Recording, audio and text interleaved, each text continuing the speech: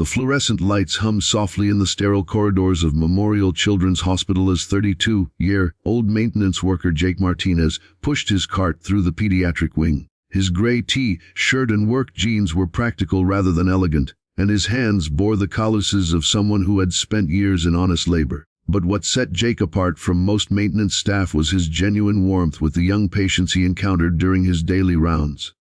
Jake had been working at Memorial for 3 years, taking the position after his military service ended, and he needed steady work to support himself while attending night classes in child psychology. His colleagues knew him as someone who always had time to smile at a frightened child or help a worried parent find their way through the hospital's maze of corridors. That Tuesday morning, Jake was replacing light fixtures in the speech therapy wing when he heard raised voices coming from one of the treatment rooms. Through the partially open door, he could see a well-dressed man in an expensive suit arguing with a woman in professional attire who appeared to be a therapist. "This is unacceptable," the man was saying, his voice tight with frustration and desperation. "It has been 8 months since the accident and Emma has not spoken a single word. I have hired the best specialists money can buy and nothing is working." Jake recognized the pain in the man's voice, even through his anger. This was not corporate frustration. This was the anguish of a father watching his child suffer. "Mr. Davidson, I understand your concerns," the therapist replied patiently. "But selective mutism following trauma is complex. Emma has not lost the ability to speak physically. She has lost the emotional safety to speak. That requires time and the right approach." "Time," the man's voice cracked. "How much more time? She used to be so chatty, so full of life. Now she just sits quietly, and I feel like I am losing her more every day." Jake glanced into the room and saw a little girl, perhaps 4 years old, sitting on a small chair. She had curly blonde hair and wore a pretty white and pink dress, but her posture spoke of someone much older than her years. She stared straight ahead with the vacant expression of a child who had retreated deep inside herself for protection. The therapist was showing Emma various toys and communication cards, trying to engage her in any form of interaction, but the little girl remained completely unresponsive. "Emma, sweetheart," the man said, kneeling down beside his daughter's chair.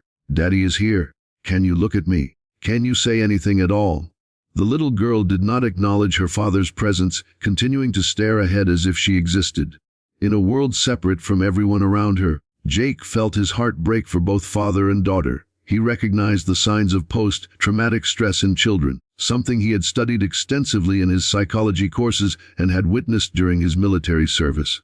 More importantly, he understood that sometimes the most professional approaches were not what a traumatized child needed most. As the session ended with no progress, Jake watched the man carry his daughter out of the therapy room. The little girl's arms hung limply at her sides, and she showed no reaction to being moved or held.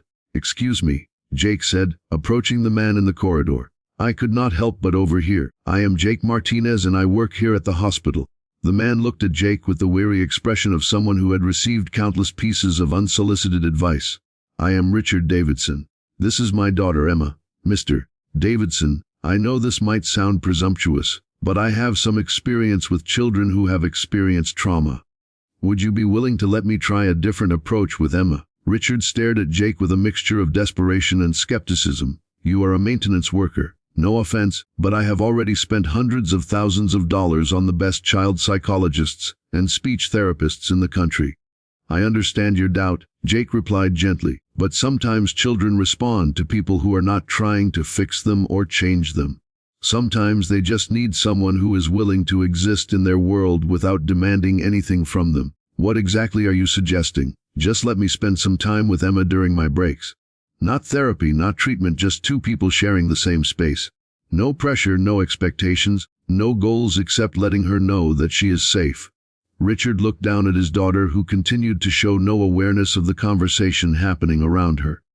"What qualifications do you have to work with children?" "I am studying child psychology, and I have experience with trauma from my military service, but more than that, I understand what it feels like to retreat into silence when the world becomes too overwhelming." Something in Jake's voice seemed to reach Richard, and he agreed to let Jake spend time with Emma during her regular hospital visits.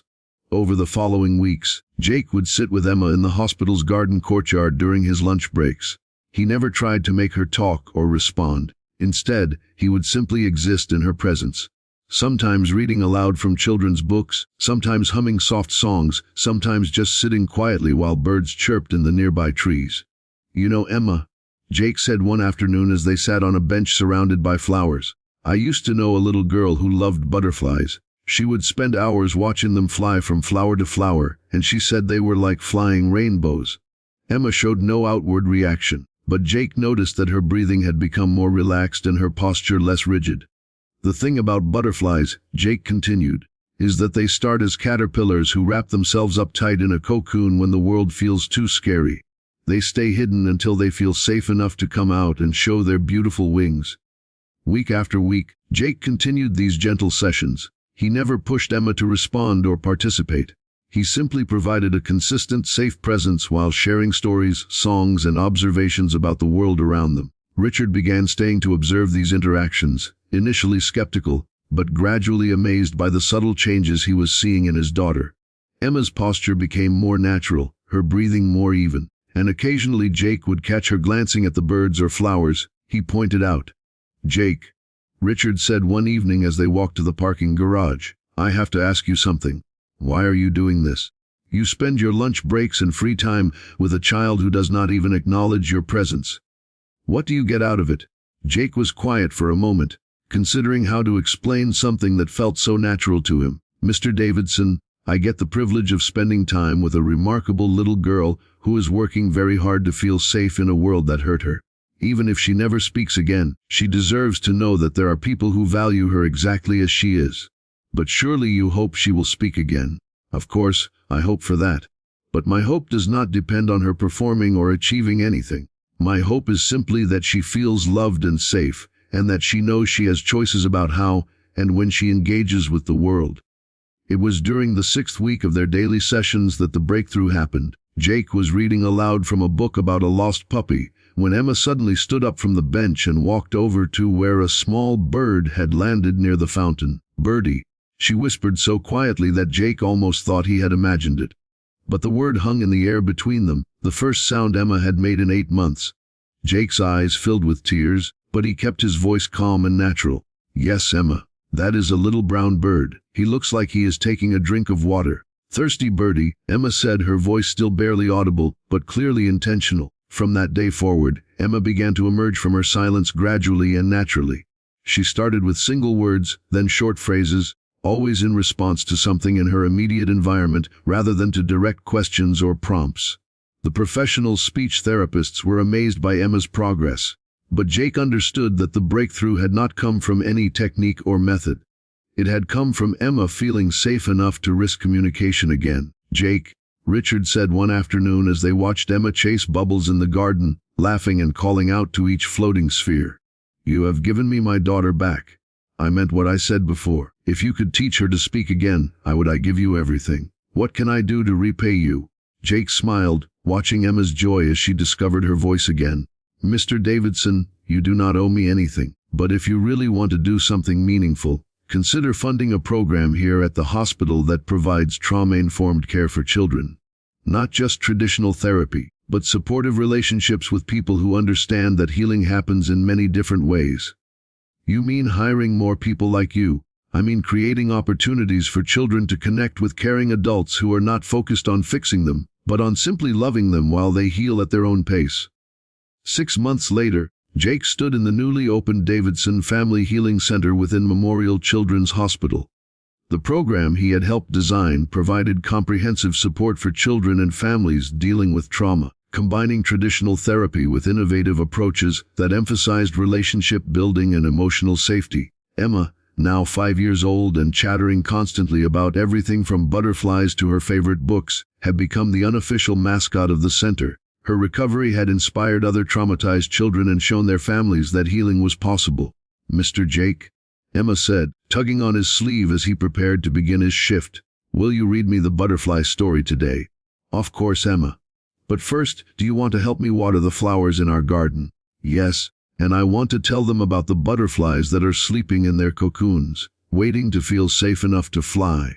As Jake and Emma walked hand in hand toward the garden, Richard watched from his office window. The maintenance worker, who had asked for nothing but the chance to sit quietly with a traumatized child, had given his family something that all his wealth could never have purchased: the understanding that love and patience could heal wounds that medicine and technology could not touch.